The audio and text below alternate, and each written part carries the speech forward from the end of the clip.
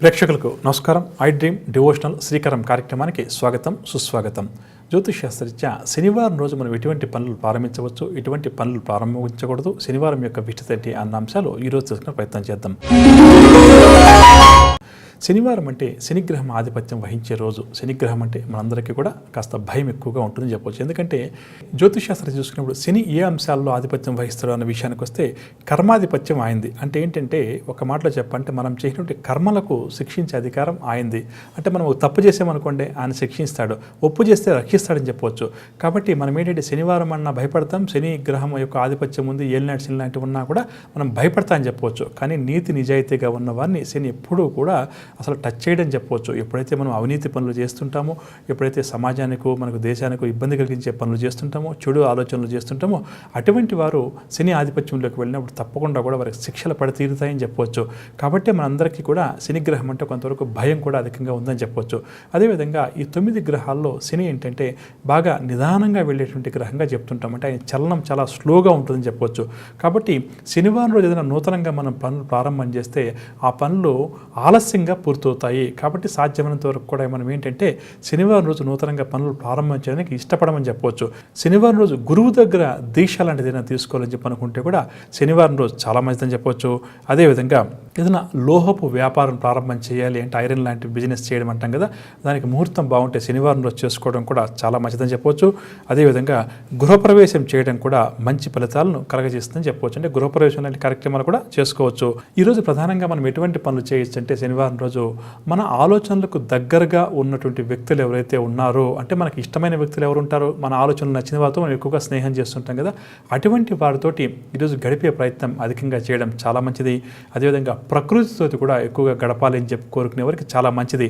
అంటే ఏదైనా పెద్ద పెద్ద పార్క్స్ కానీ, కొండలు లాంటివి కానీ, ఇటువంటి ఉంటాయి కదా, జలపాతాలు, ఈ విధంగా ప్రకృతితోటి సమయం గడపాలి అని చెప్పి అనుకున్నప్పుడు జాతకంలో శనిగ్రహం అనుకూలంగా లేక ఎవరికైతే ఇబ్బందో అటువంటి వారు ఈరోజు ప్రకృతితోటి మమేకం అవ్వడానికి చాలా మంచి రోజు. జాతకంలో శనిగ్రహ దోషం దూరం అయ్యే రోజు కాబట్టి అటువంటి పనులు ప్రారంభం చేయవచ్చు. అంటే ఏంటంటే వారం అంతా కూడా కష్టపడుతున్నాం, ఆఫీస్లో కానీ వ్యాపారంలో కానీ కష్టపడి పనిచేస్తున్నామండి, శనివారం రోజు కాస్త రిలాక్స్ అవ్వాలి, కానీ శనిగ్రహం యొక్క ప్రభావం నా మీద అధికంగా ఉంది అని చెప్పి అనుకున్నప్పుడు ఆ రోజు దగ్గరలో ఉన్నటువంటి ఏదన్నా వారికి ఏదన్నా పార్క్స్ లాంటివి ఉంటాయి కదా, అటువంటి చాటికి కానీ ఏదో చిన్న చిన్న అడవులు లాంటి ప్రదేశాలకు వెళ్ళడం, అంటే ప్రకృతితో గడిపే ప్రయత్నం చేయడం. ఒక్క మాటలు అందరికీ అర్థం అవ్వాలంటే ఈ విధంగా చేయడం వల్ల ఏమైపోతుందంటే జాతకంలో ఉన్న శనిగ్రహ దోషం క్రమేపీ కూడా తొలగుతుందని చెప్పొచ్చు.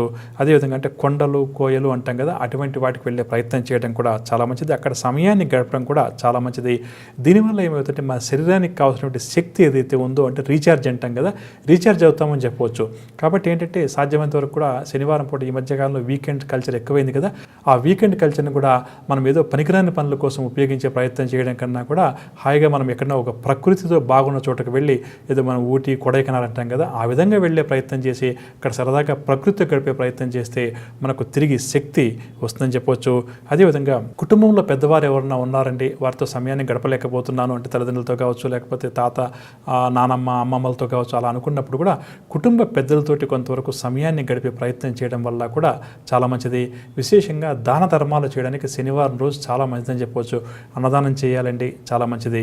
అదేవిధంగా వస్త్రదానం చేయాలండి, శనివారం చాలా మంచిది. ఎందుకంటే శనిని మనకి ఇంతగా చెప్పినట్టుగా కర్మాధిపత్యం వహిస్తాడు కాబట్టి మనం తప్పులు చేసి తప్పకుండా కూడా శిక్షిస్తాడు, లేదనో లేదు. మనం మంచి పనులు చేసినప్పుడు శని అల్ప సంతోషంగా కూడా జ్యోతిష్ శాస్త్రం చెప్తుంది. అంటే ఒక చిన్న పిల్లలకు మనం ఒక 10 రూపాయలు చాక్లెట్ ఇస్తే వాళ్ళు ఎలా తృప్తి పడతారో, ఆ విధంగా శని కూడా ఏంటంటే మనం ఒక చిన్న మంచి పని చేసాం, ఒక 2 వ్యక్తులకు మనం అన్నదానం చేసాం అనుకోండి, ఆయన చాలా సంతోషపడతారని చెప్పొచ్చు. ఈ విధంగా మనం ఏదైనా దాన ధర్మాలు చేయాలి అని చెప్పి అనుకుంటే మాత్రం శనివారం రోజు చాలా మంచిది. కాబట్టి అటువంటి పనులు చేయడం చాలా మంచిదని చెప్పొచ్చు. ఇక పనులు ఆ రోజు ఏవైతే మనం ప్రారంభం చేస్తామో శనివారం రోజు అవి నత్తనడకన సాగేటటువంటి అవకాశం అధికంగా ఉంది. కాబట్టి నూతనంగా పనులు ప్రారంభం చేయకపోవడం సాధ్యమైనంత వరకు కూడా మంచిదని చెప్పవచ్చు. అంటే ఏంటి, ఉద్యోగంలో చేరాలి, మంచిది కాదు. అదేవిధంగా గృహ నిర్మాణ పనులు ప్రారంభం చేయాలి, అవి ఏమైపోతుందంటే ఏళ్ల తరబడి అలా ముందుకు వెళ్ళిపోతూ ఉంటాయన్నమాట. సాధ్యమైనంత వరకు అంటే ఒకవేళ ఇతరత్ర ముహూర్తాలు బాగున్నప్పుడు వేరే విషయం, కానీ సాధ్యమైనంత వరకు కూడా అటువంటి ప్రధానమైన నిర్ణయాలు తీసుకోకపోవడం చాలా మంచిదని చెప్పవచ్చు. సాధ్యమైనంత వరకు కూడా ఈ కోర్టు వ్యవహారాలకు సంబంధించిన పనులు చేసుకోవాలి, అడ్వకేట్స్ లాంటి వారిని కలవాలి, తుది నిర్ణయం తీసుకోవాలని చెప్పి అనుకుంటే దానికి మనకి శనివారం అంత మంచిది కాదు. అదేవిధంగా ఈ మెడికల్ వ్యవహారాలకు సంబంధించిన ఏదన్నా కూడా సర్జరీస్ లాంటివి అంటాం కదా, అటువంటి వాటికి సంబంధించిన నిర్ణయాలు తీసుకోవడానికి మాత్రం శనివారం రోజు అంత మంచిది కాదు. తూర్పు దిశ వైపు ప్రయాణం చేయకపోవడం కూడా శనివారం చాలా మంచిదని చెప్పొచ్చు. ఇక అదేవిధంగా ప్రధానంగా చెప్పాలంటే శనీశ్వరునికి అత్యంత ప్రీతికరమైన రోజు శనివారం కాబట్టి మంత్రోపదేశం తీసుకోవడానికి, గురువులను కలిసి గురుపదేశం అంటాం కదా, తీసుకోవడానికి మంచిది. అదేవిధంగా మనకి ఏదైనా ఆయుధాలు లాంటివి కావాలి అని చెప్పి అనుకున్నప్పుడు అవి కొనుగోలు చేయడానికి, అదేవిధంగా ఐరన్ రిలేటెడ్ వర్క్స్ అంటాం కదా, ఇనుము స్టీల్ అంటాం, ఇటువంటి పనులు ఏదైనా ప్రారంభం చేయాలి, ఇటువంటి వాటికి సంబంధించి నిర్ణయాలు తీసుకోవడానికి అంటే చాలా మంచిదని చెప్పొచ్చు. ఇక శనివారం రోజు మనందరం కూడా పాటించాల్సిన మరొక ముఖ్యమైన నిర్ణయం ఏంటంటే ఏది కూడా అతిగా చేయకూడదు. కొంతమంది వ్యక్తులు అతిగా నిద్రపోతుంటారు, కొంతమంది వ్యక్తులు అతిగా భుజిస్తుంటారని చెప్పొచ్చు. అది ఇష్టమైన పదార్థాలను కూర్చొని తింటుంటాం కదా, ఈ విధంగా శనివారం రోజు చేయడం వల్ల అతి నిద్రపోవడం కానీ, అతిగా ఆహార పానీయాలు తీసుకోవడం కానీ ఏమాత్రం కూడా ఇది మంచిది కాదు. కాబట్టి సాధ్యమైనంత వరకు కూడా దాన్ని తగ్గించే ప్రయత్నం చేయడం చాలా మంచిది. అందుకనే శనివారం పూట మనలో చాలామంది ఏం చేస్తుంటామంటే వెంకటేశ్వర స్వామి వారి ఆరాధన మరియు ఆంజనేయ స్వామి వారి యొక్క ఆరాధనలు ఎక్కువగా చేస్తుంటారు. దీనివల్ల ఏమైపోతుందంటే ఆ రోజు ఉపవాసంలో ఉంటాం కాబట్టి ఈ అతి తిండి ఏదైతే ఉందో అతిగా తిండి తినే అలవాటును తగ్గించుకుంటాం, ఎందుకంటే ఉపవాసం ఉంటున్నాం కాబట్టి. అదేవిధంగా అతిగా నిద్రపోవడం కానీ, అదేవిధంగా ఈ మధ్య మాంసాలకు దూరంగా ఉండే ప్రయత్నం చేయడం కానీ శనివారం రోజు చాలా మంచిదని చెప్పవచ్చు. ఇక అదేవిధంగా కొన్ని సందర్భాల్లో మన మాట తీరు వల్ల కావచ్చు, మనం చేస్తున్న వృత్తి ఉద్యోగాల వల్ల కావచ్చు, మరొక దాని వల్ల కావచ్చు, ఎదుటి వ్యక్తులను కొంతవరకు మనము బాధ పెడుతుంటామని చెప్పవచ్చు. ఏదో ఒక రూపంలో కారణం ఏదన్నా కూడా కావచ్చు. ఇక్కడ కొన్ని సందర్భాలు తప్పనిసరి పరిస్థితుల్లో మనందరి జీవితాల్లో కూడా జరుగుతుంది కదా. ఈ విధంగా ఎదుటి వ్యక్తితోటి మనం చెడుగా ప్రవర్తించాము, ఎదుటి వ్యక్తికి మన వల్ల ఇబ్బంది కలిగింది అని చెప్పి అనుకున్నప్పుడు ఆ ఎదుటి వ్యక్తిని కలిసి క్షమాపణలు కోరడానికి ఇది చాలా చాలా చాలా మంచి సమయంగా, మంచి రోజుగా చెప్పవచ్చు. చూడండి ఎంత గొప్పగా జ్యోతిషశాస్త్రం చెప్తుందో. కొన్ని సందర్భాల్లో మనం ఎదుటి వ్యక్తుల పట్ల ఇబ్బందికరంగా ప్రవర్తిస్తుంటాం. ఆ రోజు ఉన్నటువంటి పరిస్థితి వల్ల మనకు తప్పకపోవచ్చు.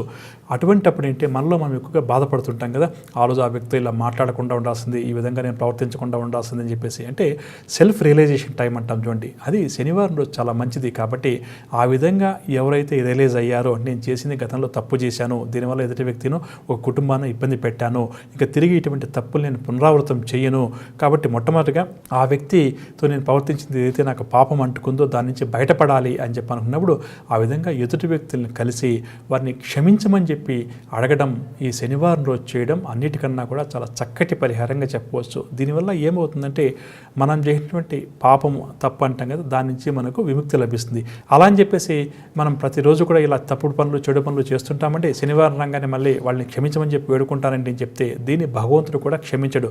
తెలుసో తెలియకో ఇందాక చెప్పిన కొన్ని సందర్భాల్లో మనం ఏదో కొన్ని మాటలు కొన్ని నిర్ణయాలు తీసుకోవాల్సి వస్తుంది, కలియుగంలో ఉంటున్నాం కాబట్టి.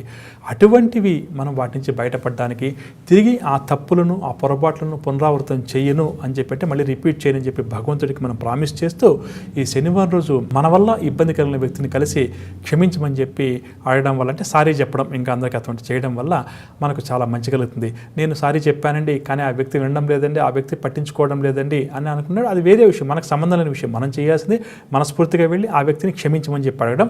ఆ తర్వాత అటువంటి తప్పులను మనము ఆ వ్యక్తితో కానీ ఇతర వ్యక్తులతో కానీ ఎప్పుడు చేయకపోవడం, ఇది ప్రధానంగా మనం గుర్తుంచుకోవాలి. ఉదాహరణ చెప్పాలంటే మనం నదీ స్నానాలకు వెళ్తుంటాం, చేసిన పాపాలు తొలగిపోవాలి అన్నప్పుడు పుష్కరాల టైంలో కానీ ఇంకొక టైంలో కానీ వెళ్ళి స్నానాలు చేస్తుంటాం. అలా అని చెప్పేసి నేను పాపాలు చేస్తూ ఉంటానండి, స్నానాలు చేస్తుంటాను, నదిలోకి వెళ్ళి మునుగుతుంటాను, ఇవన్నీ కూడా తొలగిపోతాయి అంటే ఆ విధంగా ఏ శాస్త్రం కానీ లేకపోతే ఎవరు కానీ పెద్దలు చెప్పలేదు. ఇక్కడ ఏంటంటే తెలుసో తెలియకో చేసిన పొరపాట్లు, కొన్ని తప్పులు పరిస్థితుల వల్ల కొన్ని చేస్తుంటాం, వాటి నుంచి బయటపడడానికి ఈ విధంగా నదీ స్నానాలు మనకి ఏదైతే ఉపయోగపడతాయో ఈ విధంగా క్షమాపణ అడగడం కూడా చాలా చక్కటి గుణంగా చెప్పవచ్చు. కాబట్టి సాధ్యమైనంత వరకు కూడా మనం తప్పులు చేయకపోవడం మంచిది. కొన్ని సందర్భాల్లో తెలుసో తెలియకో ఇంకొక కారణం వల్ల చేసినప్పుడు ఆ తప్పును మనం గుర్తించినప్పుడు ఎదుటి వ్యక్తి వీళ్ళని క్షమాపణ కోరడానికి కూడా ఈ శనివారం రోజు చాలా మంచిదని చెప్పవచ్చు. అదేవిధంగా ఏళ్ళనాటి శని, అష్టం శని, అర్ధాష్టం శని వల్ల ఎవరైతే మన ప్రేక్షకులు ఇబ్బంది పడతారో అటువంటి వారు శనివారం రోజు ఉపవాసం ఉండడం, ఆంజనేయ స్వామి వారిని, వెంకటేశ్వర స్వామి వారిని ఆరాధన చేయడం, నవగ్రహ ప్రదక్షిణలు చేయడం, శనికి తైలాభిషేకం చేస్తూ ఉండడం వల్ల కూడా చాలా మంచిది. అదేవిధంగా ఇందాక చెప్పక శనికి మనం చేసే దాన ధర్మాలు చాలా వరకు కూడా తృప్తి కలిగిస్తాయి కాబట్టి అన్నదానం కానీ, వస్త్రదానం కానీ, లేకపోతే మనకు వీలుని బట్టి విద్యాదానం కానీ శనివారం పూట చేస్తూ ఉంటే జాతకంలో ఉన్న శనిగ్రహం వల్ల కలిగే దోషాలన్నీ కూడా తొలగిపోతుంది, మన జీవితం మంచి స్థాయికి చేరుకుంటుందని చెప్పవచ్చు. విన్నారుగా, శనివారం రోజు ఎటువంటి పనులు మనం ప్రారంభం చేయవచ్చు, ఎటువంటి నిర్ణయాలు తీసుకోవచ్చు, ఎటువంటి పనులు ప్రారంభం చేయకూడదు అన్న అంశాలు ఇదండి ఇవాల్టి శ్రీకరం. రేపు ఉదయం ప్రసారమయ్యే కార్యక్రమంలో మళ్ళీ మరొక నూతన అంశంతో కలుద్దాం. అంతవరకు సెలవు, నమస్కారం.